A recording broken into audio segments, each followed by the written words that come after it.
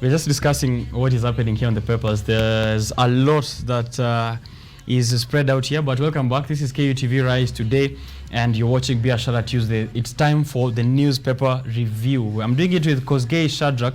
Karibu sana to studio. Thank you very much. Yeah. How are you? How's your weekend?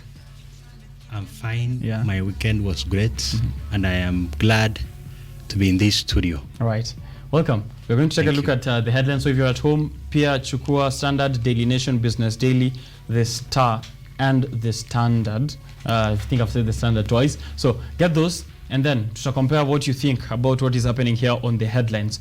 From The Standard pale, Shadrack, unaangalia mambo ya Form 1 big rush for national schools. But before we get into that, a little introduction maybe to our viewers. As we had said, you're a political analyst. You're also an opinion leader who's focused on matters of the youth. So maybe introduce yourself and tell us what you've been up to and what areas of the youth issues you're concerned with. Now, as it has been said, I'm a political analyst. My name is Kosgei Shadrack, a student at Moore University, doing engineering. But at the same time, I follow current affairs closely. I've been doing some work of analyzing the politics of Kenya and at the same time addressing the issues that are concerning the youth. And I will look forward to a great discussion with KUTV, fans, and the studio. Right. Definitely. So make sure you're reaching out to us on Facebook, on Twitter, KUTV Kenya, hashtag Biashara Tuesday newspaper review, na tusikie maoni yako na ya Shadrack kama yanapatana na mambo ya analyst. All right, so Form 1 big rush for national schools. The Standard here, this is a top story, and there's top performers who have been very excited to be joining schools. Of course, that 100% transition, which started way back then, ensuring that all the students, all the people who are sitting KCPE results are making their way to sub-county schools, county school, extra county schools, national schools. So there's a distribution there that is written on the front of the daily list, the placement by school category and the number. The number is very minimal, if you notice, Shadrack, when it comes to national schools. Only 38,000 have been taken to national schools. And I know there's more than 100 national schools in the country. Yes. I don't know whether this number is enough, or what I feel is like we're overburdening the other categories. Because if you look here, sub-county schools, which are at the bottom of this tier of ranking of schools, they have received 726,311, which is the bulk of the students who start the examinations this year, just this month actually. They start the examination within a month. The results were released within a month. The selection was done within a month. So all of these activities happened within a month. But besides from that issue of whether or not the process was due or they should have taken some time, are we doing this distribution well, or are we burdening some of these schools? Because we know when it comes to other schools which are not national schools, or at least below county schools, the facilitation is not still as good. Infrastructure-wise, teachers to student ratio is an issue. I don't know if it's the same sentiment that you hold, or do you think we feel otherwise? First, I want to congratulate our able CS for rushing and running this program at latest 1 month. If you look at how he has run the marking, that is the doing of the KCPE, the marking of the KCPE, and now the placement of the schools, he has done it marvelous. Now, the problem with us parents and pupils is that we are becoming overambitious. We are waiting to receive the schools we chose. So you realize that the CS places every student to every school as per the marks. So the parent will start complaining. And even the CS was asking people that do not bother calling me. Now, if you look at the distribution of the students per schools, the national schools will pick those who performed with 400 marks and above. Yeah. Now, before they do the placement, they look at the performance, the number of pupils who scored above 400, the number of pupils who scored above 350. every category will fall into every school rank. The national schools will sweep those of 400 marks, while the extra county schools will sweep those of above 350 to 400. Nice. So it depends on the number of those who scored 400 marks and above and those who scored 350 marks and above. That's what the slogan the CS will use to place every pupil to every school. Right. But I'm sure many parents are unsatisfied with their schools because they are overambitious on their pupils. So you're saying overambition is the issue of parents? Yeah, ambition is the issue of parents. That's why they are complaining and asking the CS to revisit the selection. Yeah, that's true, because here, let me just quote the CS from one of the issues he said. The CS is urging parents to allow their children to join the schools that they've been selected to. And he's saying that the principles of merit, choice, and equity were applied successfully. So it might be true that there's that case of ambition. From his quote, he's saying, "People should not bother me with phone calls because their child did not join the school of their choice. We have done justice to the children, and every school is as good. It is not wise that everyone wants to join the top few national schools." So we cannot all of us go to Alliance High School.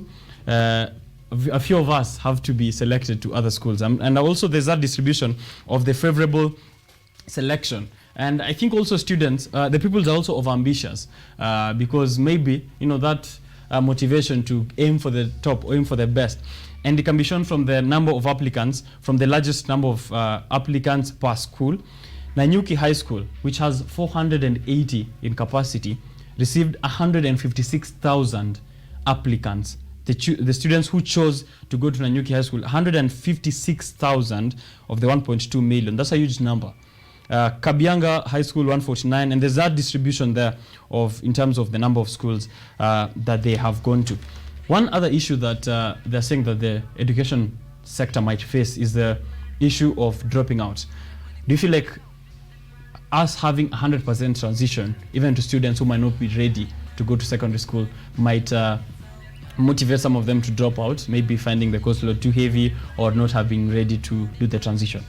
Now, to start with the first question, what provoked the CS to warn that people should not call me is because he was aware that parents will not admit fully the placement he had done. So parents and pupils should at least go by the schools they have been selected to and go by the CS selection. Right. Now, if you look at the ratio of applications to capacity, Nanyuki High is receiving 156,003 applications. And if you look at the list, the top performing national schools are receiving the higher number of applications. That was obvious expectation because many pupils will go for the schools that are most performing. But when it comes to doing the exam, they may not reach their limit. All right. Nanyuki can place their limit as 400. When you come to exam, you score 380. That means you will not go to Nanyuki High School. So I will advise pupils, when you are selecting schools, look at your capability. Don't select schools as per what you are guessing you will get. Right. Select the school as per your capability. Right. That is the best advice. That's very good advice, especially even to parents who are preparing for their other students, pupils who are doing the KCPE in the next coming round, yeah. And also some of those other issues which have been highlighted by CS Magoa is of course the issue of school fees. A lot of people have lost their jobs due to COVID-19, and therefore the issue of school fee might be coming up as they try and arrange for their students to join Form 1. And this has to be done by May 3rd, of course, of this year, just a month or less than a month from now. And the CS is urging all the principals or heads of school to ensure that no student is chased away from school due to school fee arrear and arrange for the remaining of the fee to be paid. So I think I also have to take that chance to congratulate the CS for that initiative, ensuring that even students who are coming from poor backgrounds are allowed during these schools, even without some of those requirements which were there, textbooks and all of that. Is offered a relief to parents, slashing some of those requirements, which include hockey sticks. I don't know if you are asked during your time to carry hockey sticks to school, pangas, and stuff like that, exercise books, mathematical tables, those tiny requirements. He's saying that no student should be chased away from school because they don't have everything, since we've coming from a really difficult time. Now, I want to pour cold water on your congratulatory message Right. to CS Magoha. All right. CS Magoha is moving forward an agenda called 100% transition. You cannot claim that every student must report to high school. And when you look at the level of poverty in Kenya, many Kenyans are unemployed. So how do you expect them to raise fees to do 100% transition? What the CS could have done is to pump sufficient resources to various schools and also advocate for scholarship of various students so they can have the 100% transition. Go to schools that are in the parts of Turkana, that are in the parts of Baringo. Those are the drier parts. But how sure are you that every parent will take his or her child to school, yet he cannot raise even a school fee of, let's say, more than 1,000? Yeah, or right. less than 1,000. Right. Yeah. Definitely. So the CS should advocate for scholarships. That is through equity, or the government should partner with those offering the scholarship, and at the same time pump resources. All right, Like pump you see. resources. Of course, there have been a few moves from the government to offer scholarships to students from poor backgrounds in this year's transition to Form 1. However, that note that we should not only provide relief in that they should not be carrying the required exercise books if they can't afford it, the required material if they can't afford it. However, they do need this material for that 100%. They don't donate. Right? Those they should get facilities and resources that will allow them, as they do the 100% transition, they have enough school fees and they have enough textbooks in the schools that they are going. I don't think the government, the CS donates. It is the responsibility of government.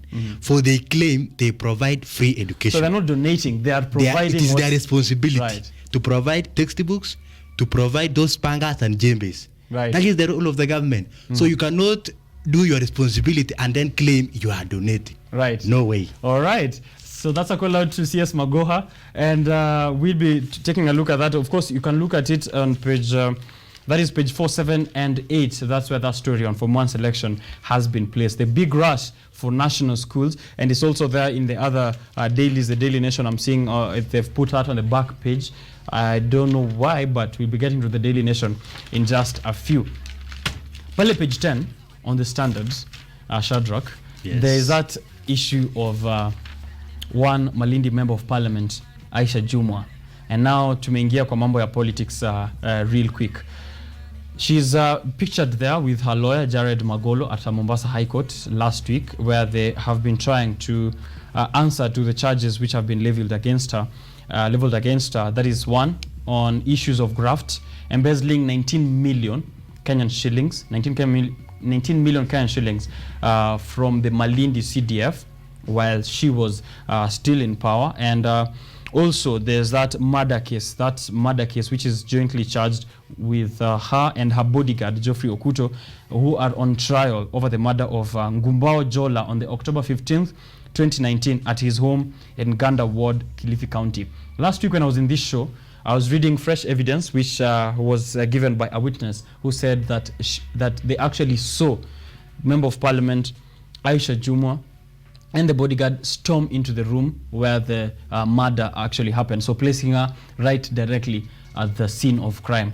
However, new developments which we are reading here from the Standard is that the court has seen it fair enough to them and to the public to allow Member of Parliament Aisha Jumwa to continue with her campaign for the Kilifi governor's seat, and this is going to allow her to amass more votes. So the thought process behind this is that let's allow her first of all to go and look for votes, amalize akue governor, achana hiyo mambo ya mada na nini hiyo mambo distractions. Let's amalize kwanza kutafuta votes, and then after we can pursue justice. What do you think? Now, this is the hypocrisy that has dominated the political class. If Aisha Jumwa engaged in that murder activity, then in fact, she should have been sentenced long time ago. But being regarded her status in the political playground, she cannot be. But if it was a normal Kenyan, he or she would have been jailed long time ago, even for a death sentence.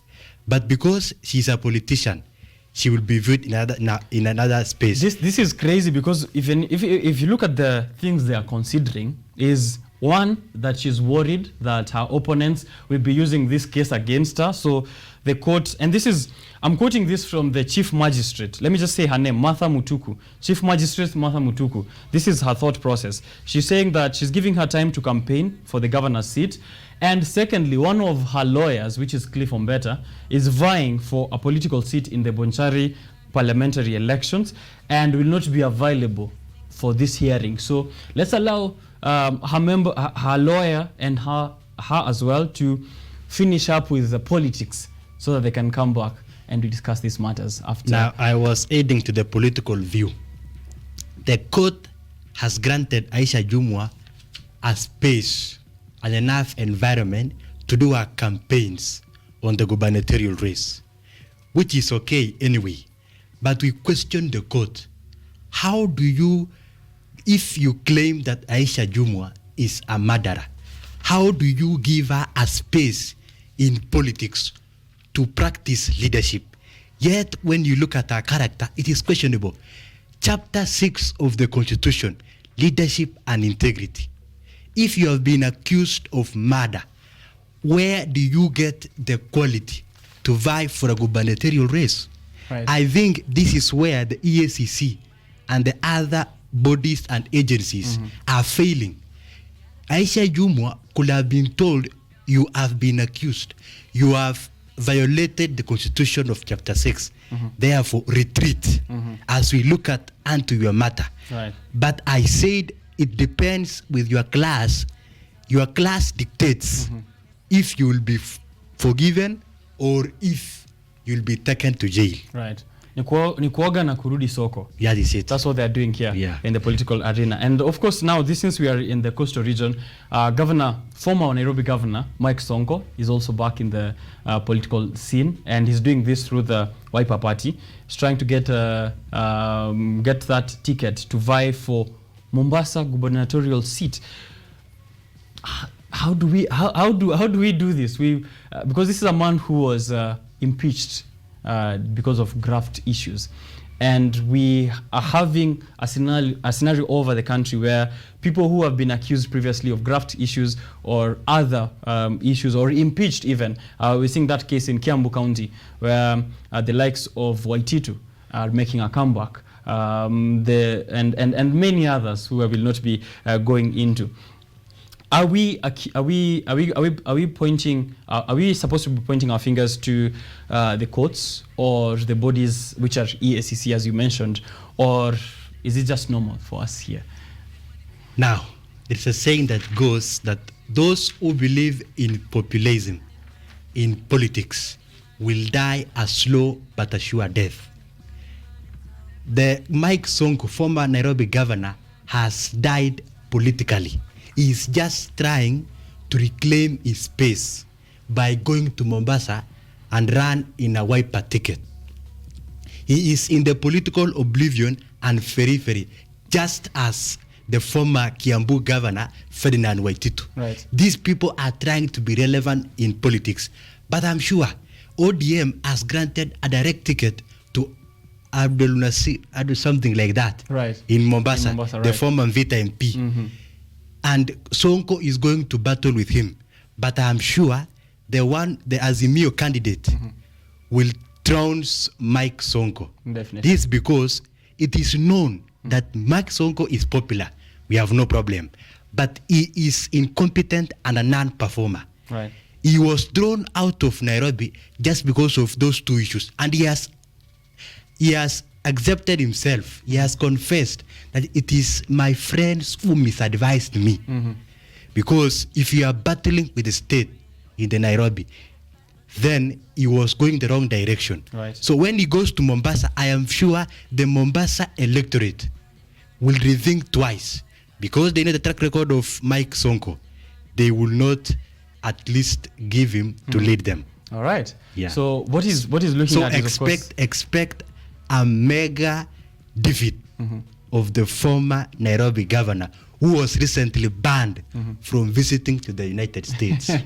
right. Of course, that issue, him and his family as well, because of allegations of corruption and drug trafficking.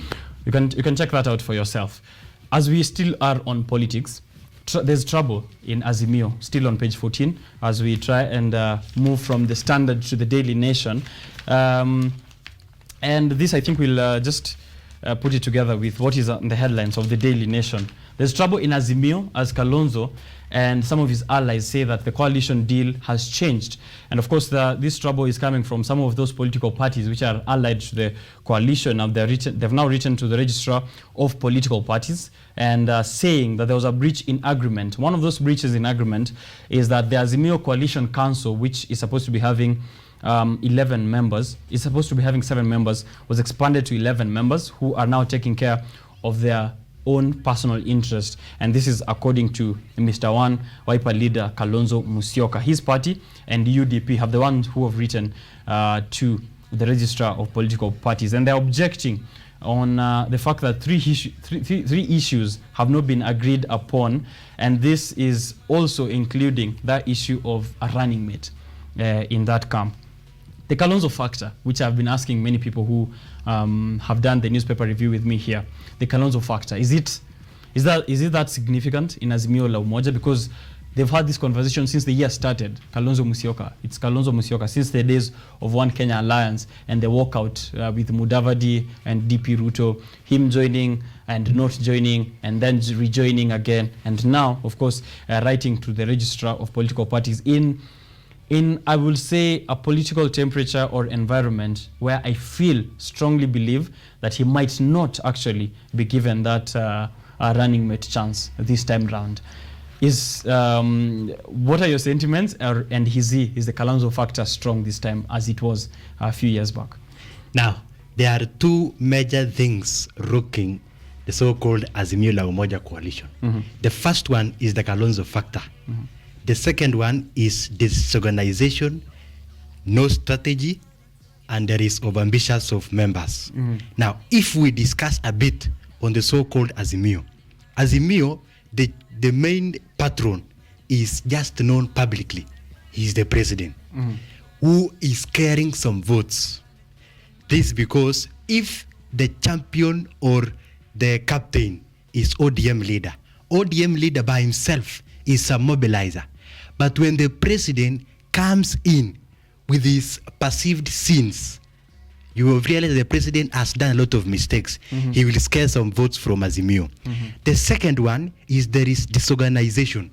This is because the members, although the members are political heavyweights, but there are many in fringe parties who are overambitious and pushing their self-interest.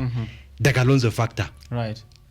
The Kamba kingpin first is facing challenges. In the Ukambani region, there are the 3 governors, the Alfred, Kivuda Kibwana, and Charity Ngilu, who are jealous of this man, especially when he joined Azimio. Right, I'm seeing Machakos Governor Mutua saying that he also needs his party to be recognized as one of the main pillars of Azimio la Umoja. Yeah, recently you just had Alfred Mutua going back and forming called Mazompia, the Kalonzo factor. Right. Stephen Kalonzo Musyoka from Seikuru is becoming too conditional. He was brought into the movement just because of one reason, though he does not have sufficient numbers, but just to have that name that we have Kalonzo with a big wig. Now, this Kalonzo is coming up with demands that you must name Azimio One Kenya. But the president is saying, no, this thing is Azimio movement. You know, ODM leader does not decide. Right. It is the president who make a lot of decisions. Now, then Kalonzo is told, no, we cannot form Azimio One Kenya. It will be not be a good name. Then this man, after joining, he retreats. He is called again, Kalonzo, why are you not in the campaigns? Then he says, I want the position of the running mate. Just not to end there, he goes to his home and mobilizes his troops, his lieutenants, to demand that he be granted the running mate position. Generally, Kalonzo is becoming over ambitious and too conditional, and that one will cause rocks, squabbles, and quagmire. Will this hurt him, or will this hurt the Azimio la Umoja coalition? It will hurt the Azimio la Umoja coalition because there are many members. But you are coming with demands. And also, don't forget that Azimio la Umoja had stated that our running mate position is preserved for the mountain, who have refused anyway to buy the agenda. All right. Yeah. So claiming the mountain is still a factor. It's still a factor. But though, when you do your own statistics, the mountain have refused to buy the Azimio la Umoja. And you have even seen the aspirants of Jubilee removing the name of Raila Odinga in their billboards and removing the R to mean inawezekana. Yeah. So that means the Raila factor, it can. In short, Raila hasn't climbed the mountain. The mountain yet. Yeah. Between Raila and DP Ruto, who has now we head over to the Daily Nation to other matters in the Daily Nation. Between Raila and DP Ruto, who is going to climb the mountain faster and effectively in your analysis? Yeah. Before I move to that, the best thing for Azimio la Umoja is to tell Kalonzo either shape in or quit. Yeah. Because this man, anyway, is going to cause trouble. He's going to cause troubles. Right. Now, the mountain factor. TikTok, they're calling it here on page 4 and 5 of the Daily Nation for the running mate, deadline for running mate looms, which of course people are saying for both sides, the running mate is likely to be picked from the Mount Kenya region. Must it be picked from the Mount Kenya region, and do you think they're going to do that, and who effectively will be climbing the mountain? Now, the vote-rich Mount Kenya region has been known for the past years to be voting on one basket. Number 2, their population is very high. Number 3, these people focus more on economy. The deputy president managed to establish inroads, strong and unshakable inroads in the mountain. That is why he is claimed to be popular. And even the UDA party is popular in the mountain, just because of campaigns and all matter of things he did there. Now, the Azimio factor just came recently, claiming to be climbing the mountain. The people of Mount Kenya have been known to have a difference with the people of the lake. Right. So when you force the mountain and the lake to meet, yet the deputy president came as the first guest early in the morning, and you are coming late. My friend, be sure the food will be over. You're saying so the mountain has shifted to get from the Kenya lake to the mountain, you have to move through the Rift Valley. You have to move through the valley. That is it. And the DP is tactical and wise. Right. But Azimio, if they pick now the running mate from the mountain, they will not make any change because they are decided. Okay. These people seem to be decided. Now, the Kenya Kwanza is known that they have reserved their seat for the mountain. Possibly you have heard people like, they have fronted people like Rigathi Gachagua, you have heard of Kimani Ichung'wah, you have heard of Kithure Kindiki, and Ndindi Nyoro and Alice Wahome. If it will be a woman, it has to go to Alice Wahome. But not Justin Muturi, who joined recently, and those other people. Right. No, they're just coalition partners. But the running mate position is purposely reserved for the mountain. And in fact, when Mudavadi and Wetangula were joining, they were told, come in, but be sure this thing is preserved. But we've heard of, for the past few weeks, of Mudavadi and his camp, of course, claiming that they came in headed for that running mate position. Will that affect their role or how they regard the Kenya Kwanza coalition? Now, I know Kenya Kwanza coalition is a planned and organized team. That's why I said, when Wetangula and Mudavadi were joining, they were told, welcome, yes, but note that this position is preserved. Right. Now, Cleophas Malala, senator, who claimed recently that it should be reserved for the Western region, I think you have not heard him recently talking. of that thing. He has not spoken much. Yeah, just after when the balancing of nominations were done, you had they swapped whereby Boni Kalwale went for senator and Cleophas Malala went for governor. He was claiming the issue of running mate just to be detected as a strong person in Kenya Kwanza, but he was silenced by being given the gubernatorial position. But I'm sure he was not aware of what was cooking in the kitchen. All right. So there's much more that's cooking behind the kitchen. Yeah. And we're expecting to see those names submitted. That is the presidential candidates and their running mates by 28th of April. So tune in to 28th of April, mark your calendars. That is when they are expected to submit their names together with those of their running mates to IEBC. So by the 28th, we should be knowing exactly what direction all the political aspirants are headed to, especially in that presidential race as we gear ourselves towards the elections in August of Maybe this to add on something, there are some factors to be considered when choosing a running mate. Okay. You cannot just wake up and choose a running mate. So there'll be, if you are popular, if you have the votes, if you are experienced, an expert, and a technician. Right. So a technician. So the factors. So when you look at regarding Gachagua and the rest, you realize that some fulfill, some at some percentage. Anyway, some areas let's wait for that announcement. Of course, the 28th. I hope we'll be around here so that you can help us break it down even further.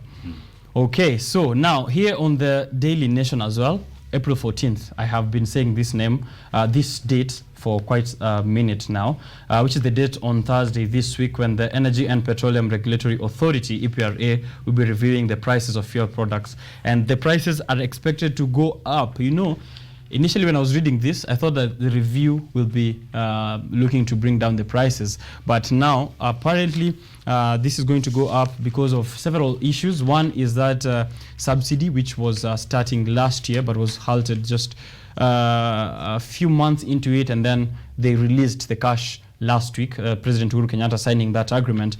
And but there's fuel shortage, as I've read through the traffic updates this morning and from what you've probably seen over the weekend. And this is a crisis that is happening all over the world. However, in Kenya, we are affected because of other issues. Other than the subsidy, other than the Ukraine-Russia crisis, there's also the hoarding of fuel by marketers. And the government or the authority that is the EPRA is saying that some of these marketers are hoarding and waiting for that time when the prices will go up so that they can release this fuel. So they are very confident that we do have reserves for this. But according to them, some of these suppliers are not releasing fuel. Now, this happens when politics and economy mix up. The issue of oil crisis, our economy is bleeding.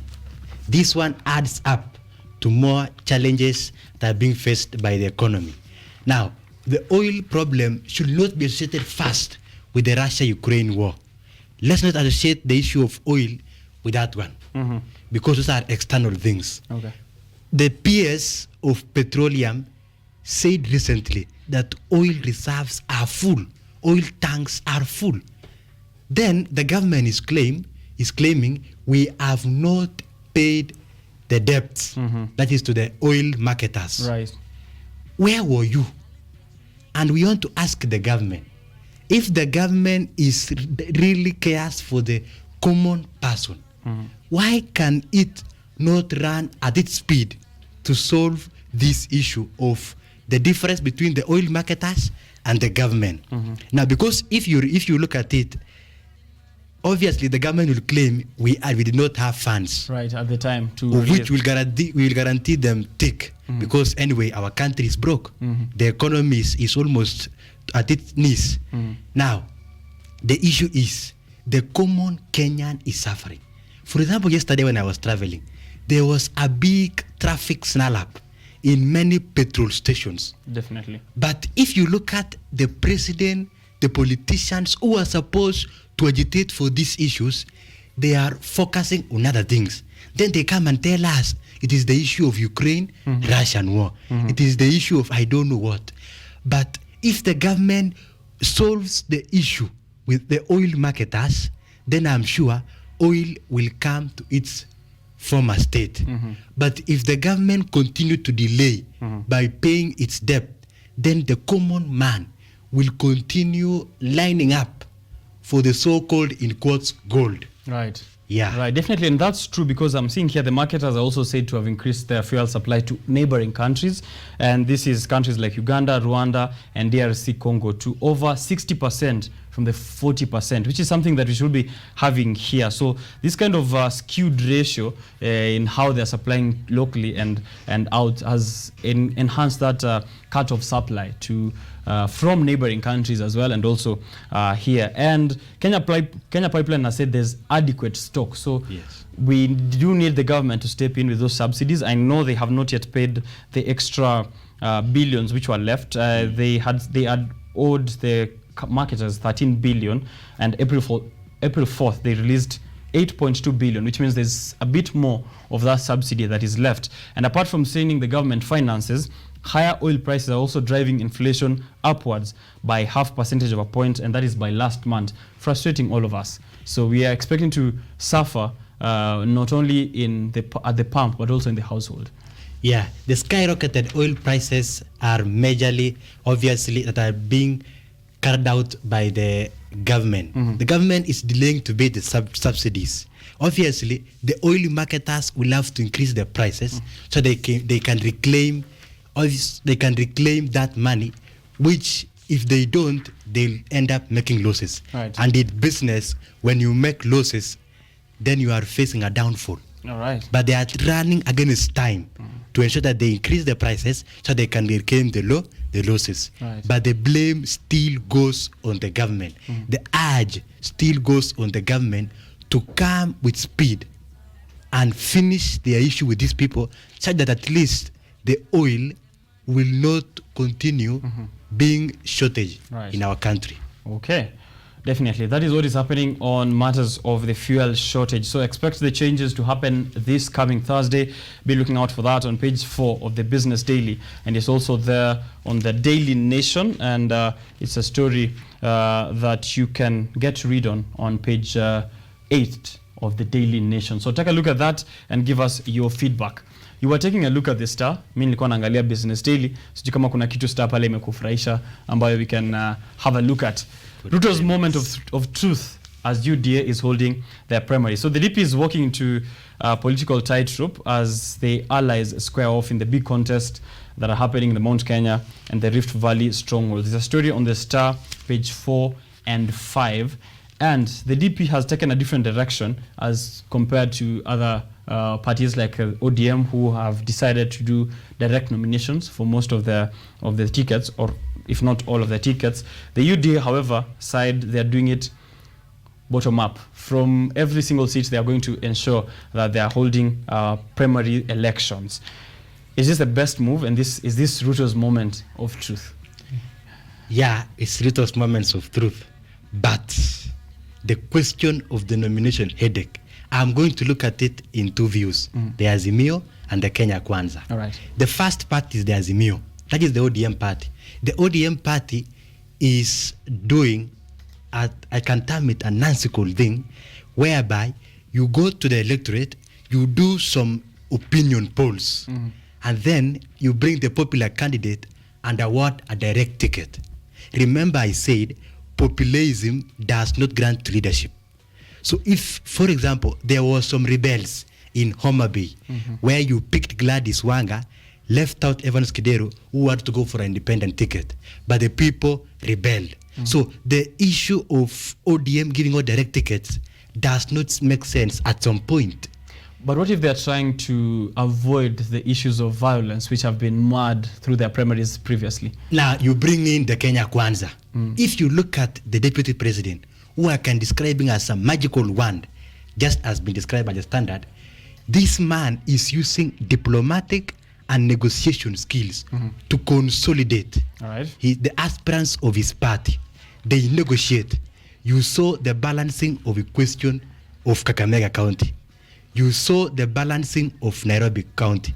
You know I'm a mathematician, so I'll say y is equals to mx plus c. Okay. Where you balance Nairobi, where you say Nairobi equals to Governor Sakaja plus Senator Wanjiru. And then you are told, step aside, there are many job opportunities in For the you. for you. Obviously, they will have looked at who is the most popular. They will be avoiding expenses, chaos, and unnecessary violence. But in ODM, they are not employing diplomatic skills. That's why we have chaos and rebels. All right. The other thing in party primaries, the stronghold issue. Azimio has stronghold in the Nyanza region. So they are being advised to conduct nominations there. And the other parts where they are strong. The Kenya Kwanza has strongholds in the Rift Valley and the Mount Kenya. But they will have to balance some issues in Mount Kenya. But if, and the deputy president had claimed he will supervise the election, let him not do a shambolic nomination, whereby he gets himself engaged. When he gets himself engaged, he will excite chaos. Right. But if he stays away, everything will move smooth. And that's true because in 2017, the DP was accused by Uhuru's allies of tampering with the Jubilee primaries. And this was in a deliberate move that was locking out strong Mount Kenya leaders. So, as you said, participate, but also participate from a distance. So that it doesn't look like you're... Yes. Supervise, but stay away. Distance yourself. All right. Now, the issue of looking out, even William Kabowe is a victim, but he's preparing to join Kenya Kwanza, or he has joined. He has Kenya already Kwanza. joined Kenya Kwanza. Now, the coming balancing is the one of Kiambu. The DP is working to balance the Kiambu issue. If Azimio employs the same skill and balance their strongholds or their nomination places, at least they will avoid a lot of things. Now, when you hear that the DP tampering with the 2017 issue, we don't want it to repeat itself in this time round. We want a peaceful country. We want verifiable and credible nominations. Right. So I'm guessing the moment of truth here is that if he can successfully avert the 2017 Jubilee primary mistakes and also avoid the pitfalls of ODM, it will have become the moment of truth for him, a making moment. Yeah, where he wants to change from the 2017 issue and make a great movement, a great move in terms of how you conduct party primaries. Because he's aware, and he once said that party primaries is a very important factor. That is why he had to abandon this, or not even abandon, but we can call it, put off his campaign trails and focus on nomination. All right. Yeah. Okay, so Raila is also flying to the US next week after primaries to get some diaspora votes. It's a story you can get on the Star, and is expected to meet a couple of Kenyans over in Washington, D.C. So that as all of them try to amass votes aggressively towards the 2022 general elections on August 8th. I think we've spoken much on elections and politics. I don't know if there's anything we've missed out. I think that one of Raila flying to diaspora votes, Okay. I want to advise his political strategist that, my friend, don't be copycats. Have your own strategy. Yeah. And then also, this, They're following you're saying they're following the DP's diet. Yeah, the time is running also. Focus on the votes in Kenya. Time is running. Okay. Generally, I want to advise Kenyans that as we head to the nominations and party primaries, please let us practice political tolerance. Let's have peaceful nominations, and remember that the first thing that is important in this country is peace. Everything will be fine. Everything will be fine. Yeah.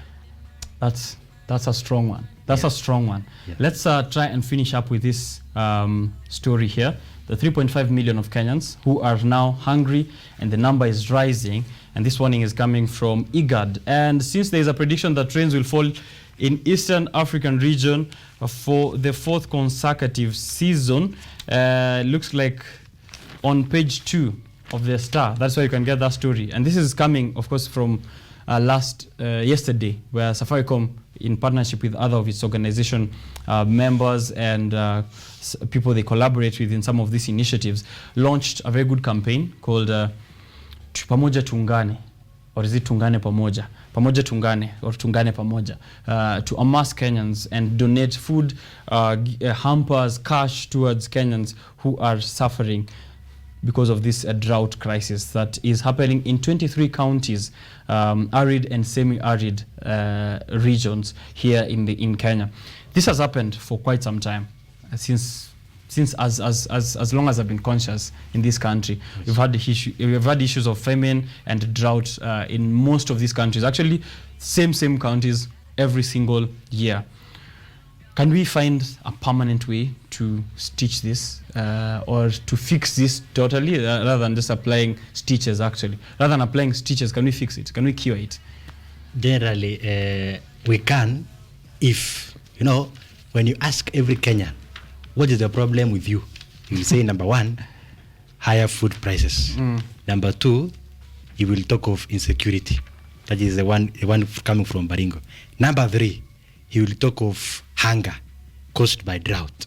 You know, this thing has been always there. It's a song. But nobody has come up with a strong policy to curb this challenge of drought. It's not a problem, because problem is difficult to solve. But it's a challenge because you can solve it. You can think of irrigation. We have a ministry in charge of, arid and semi-arid lands. What is it doing?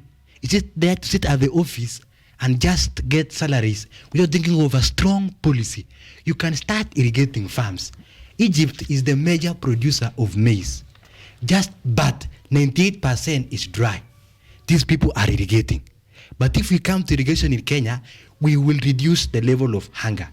Because if Marsabit, Baringo, and Turkana continue complaining of hunger and drought, we're going to do that every single year. Every single year. But the government should not be focused on giving, they call it what? Where they flag off, you see the president is flagging off, the CS is flagging off, donations of foodstuffs. Even those donations, sometimes they don't reach those people. They don't even get there. They just stall on the way.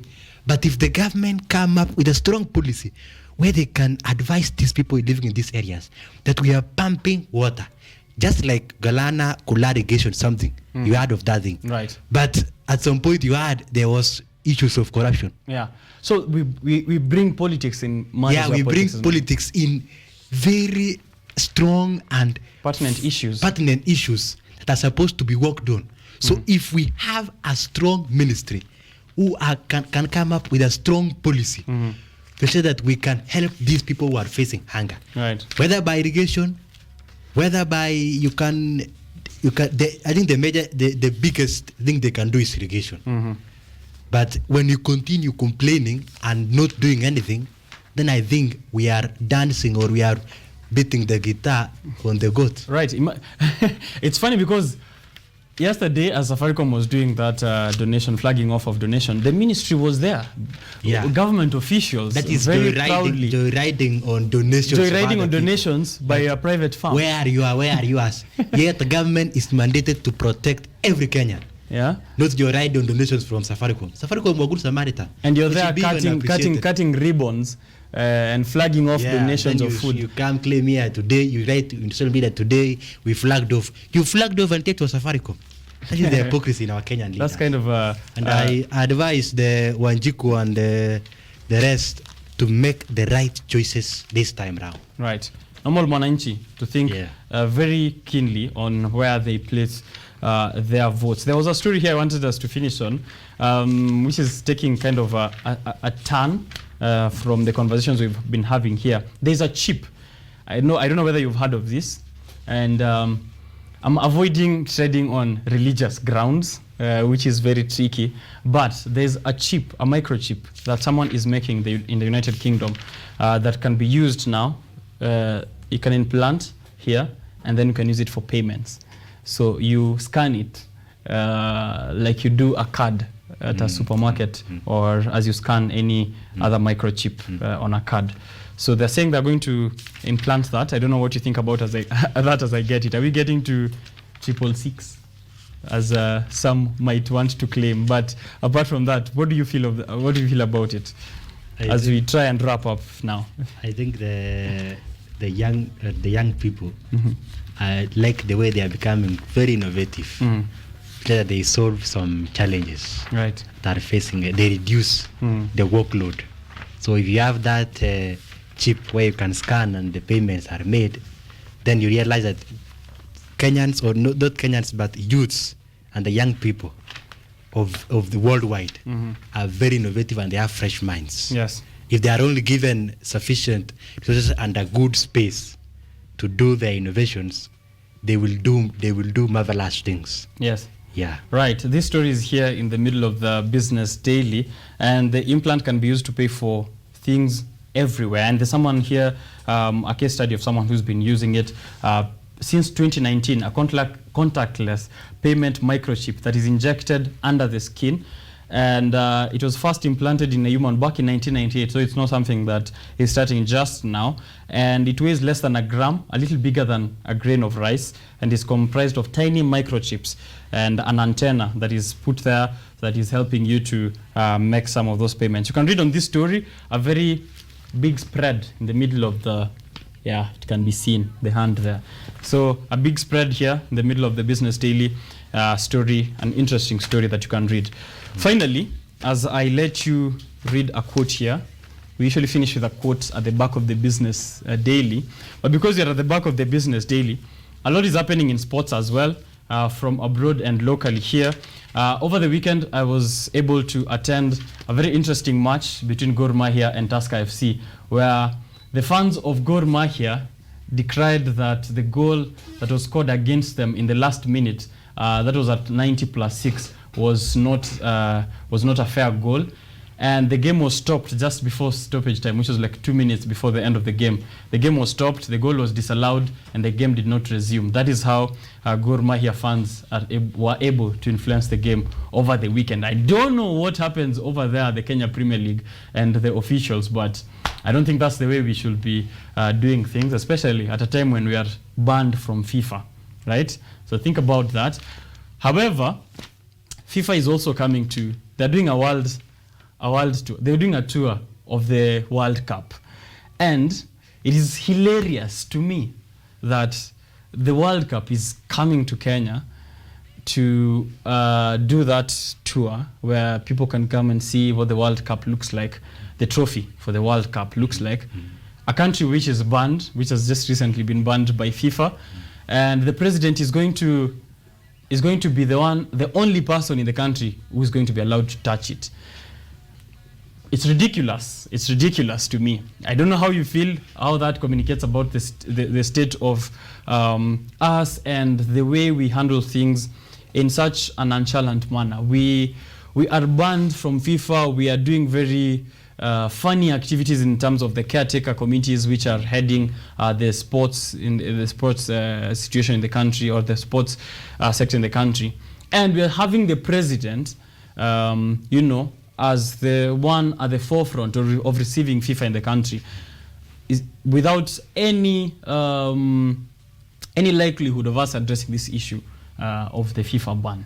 I think the best term to call is a paradox, whereby the reputation of us Kenyans and the Kenya ourselves worldwide, it has changed.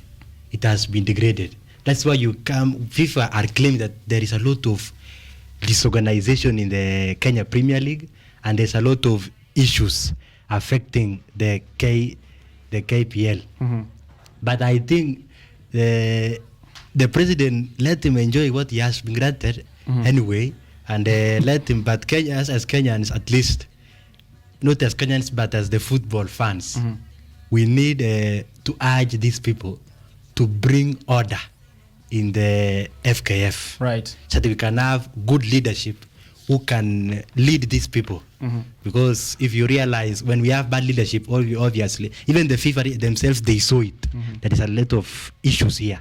So let us first solve our issues, then we can ask FIFA. In fact, the president should use that opportunity to request or apologize, right, so that these issues can be solved. Right. Coca-Cola Senior Marketing Manager for Kenya, Miriam Limo, who's also very involved in this experience, was asked this question on exactly how we are going to convince ourselves that we are having a FIFA trophy tour in Kenya despite the FIFA suspension. And what she said here, quoted in the Daily Nation, is that football is about the fans, and what we are offering is a fun experience. The rest of the matters are being worked on by other parties, and we hope for a solution. I do not take that statement from you. That is Miss Miriam Limo. I feel like we should not be skateboarding around issues.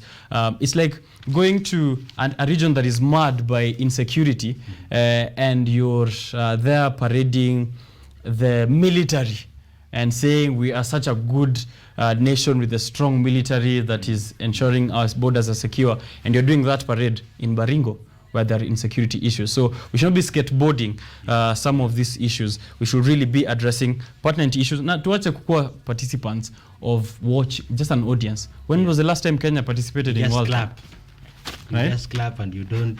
You just clap and move on, while others are participating in World Cup to win the trophy itself. So that is what is happening in the dailies. I know there's a lot you can speak on, but make sure you grab yourself your own copies.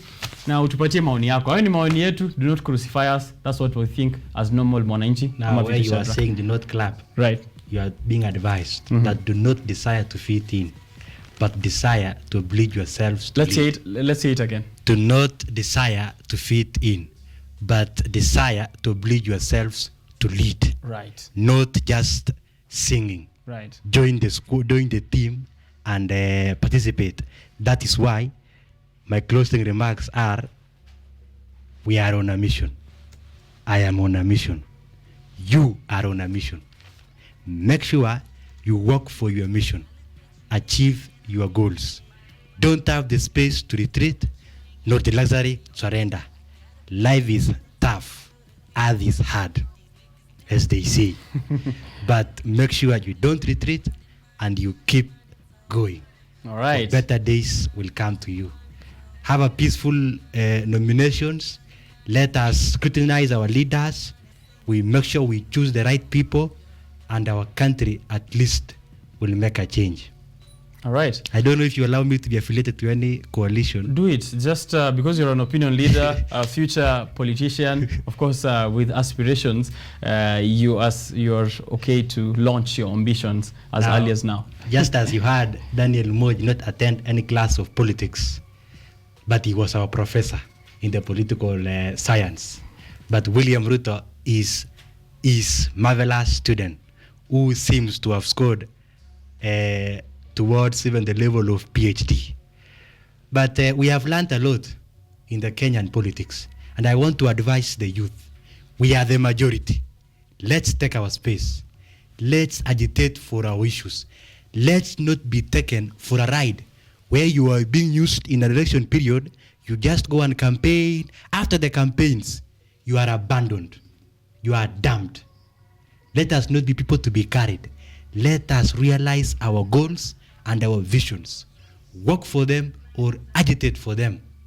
For I am sure this country, we are the majority. We can do it. Yes, we can. Right. Thank you very much. Confidently and undoubtedly, that is opinion leader and political analyst Kosgei Shadrack. Of course, a very good conversation we've had here. If you missed any bits of it, it's up there on Facebook. Roll back, usikie maoni kidogo kidogo pale vile anasema, alafu na wewe pia utatuambia what you think about some of those pertinent issues we've had to take a look at here. Life is tough, earth is hard. Biashara Tuesday helps you make money so that you can have a soft life. Continue tweeting us, #Biashara Tuesday. I'll be back in a short while.